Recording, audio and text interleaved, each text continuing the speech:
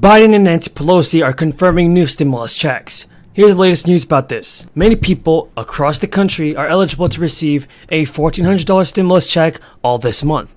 States have now proposed new pieces of bills that will provide Americans with monthly relief checks. And one of the most important things to note about stimulus checks in the beginning of this year is that individual states across the country have taken initiative to their own hands. So a lot of progress and development is going on in Congress about the fourth stimulus checks, and there's much news to cover. So, according to my research, one of the most important things to know about stimulus checks is that individual states across the country have taken the initiative to do their own thing with their own state stimulus checks. As Michigan is preparing to do, for example, by sending out insurance refund checks with a few $100s to eligible motorists. Now, other states have also decided to send out stimulus checks of their own, for everything from bonuses for teachers to simply giving residents their own piece of a budget surplus. Michigan's plan is reminiscent of the insurer's all-state announcement early on in the crisis. Similar to this, and there's also some things about insurance stimulus check. Over in Illinois, some couples that file taxes jointly and make under a total of $150,000 every single year can also see a bonus $400 stimulus check. Even though it's not a $2,000 stimulus check that we all want to see, many states are giving out their own state stimulus checks of a pretty decent sized amount. And Illinois Republicans have proposed legislation that can now give qualifying residents a small boost. If passed, single earning under $75,000 can get $200, and joint filers making under $150,000 can get $400. Now, the efforts are similar to what the federal stimulus checks were aiming to do for Americans. Many people are also worried about Social Security recipients. All in October, the SSI announced that recipients would get a COLA raise that is of 5.9%. That means the average recipient will get an estimated $1,700, about $1,700 that is. So yes, everybody, the increase to the Social Security benefits is happening, and all we gotta see from President Biden is an increase to the fourth stimulus checks and more stimulus bills being approved. The danger here, though, is that the Social Security was designed to supplement income for retirees. Weeks later, the Labor Department also said the inflation rate, also known as the cost of living index, jumped around 6.8%, the fastest inflation since 1982. Food, housing, and all the basics are increasing. And according to the SSA, the Social Security Administration that is, Social Security is now paying out more than it's taking in. The program is scheduled to use up its vaunted reserve fund by 2033, and after that, the Social Security trustees say that they'll only be able to pay recipients about 76 cents on the dollar. Absent action to shore up Social Security will cause the program to make a 24% cut, all in 2034. The most basic explanation is that baby boomers are retiring in droves, and there aren't enough younger people coming into the tax system. Now, like I said, everybody, many people and more are also applying for Social Security benefits, but not enough workers are paying Social Security taxes, and that's the main problem that we're seeing here. Social Security is not, or at least shouldn't be, a partisan issue in Congress. We all agree on that. Congress may be divided everybody, but older constituents are not. A national survey actually found that survey participants, equally divided among those who identify as Democrats, Republicans, and Independents, agreed that Social Security must be improved, must be shored up, and more increase must come to the Social Security benefits. But we all know that lawmakers could actually lift a cap on income that is subject to payroll taxes. The cap of 2022 will be around $147,000. Lawmakers could also raise the minimum eligibility age for Social Security, currently at age 62, or the eligibility age for full benefits. Now, it all depends on where you were born. So the new proposed Social Security 2100 Act also includes a host of provisions aimed at increasing benefits while adding more revenue through additional taxes on the wealthy. Notably, folks, the bill would not include ideas like raising the retirement age, which House Representative Larson and other advocates oppose. But folks, I don't get what the main problem is.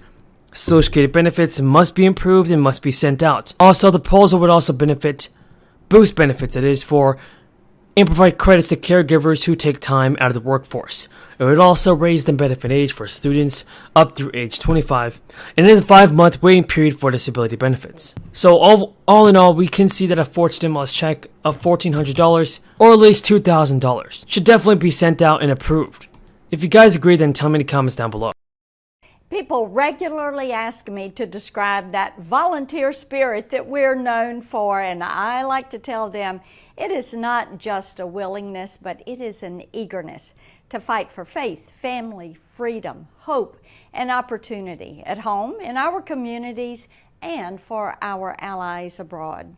From lending a helping hand during the devastating Waverly floods to the brave Tennessee service members fighting for freedom each day, and the medical professionals working round the clock to fight the pandemic, that Tennessee volunteer spirit was alive and well in 2021. During this year's 95-county tour, I enjoyed meeting with local leaders, business owners, farmers, and families from every county across the state.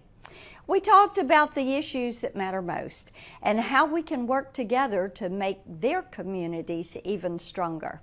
In Tennessee, low taxes, no state income tax, which I led the fight to stop that, and a fiscally responsible foundation incentivize companies to do business in our state.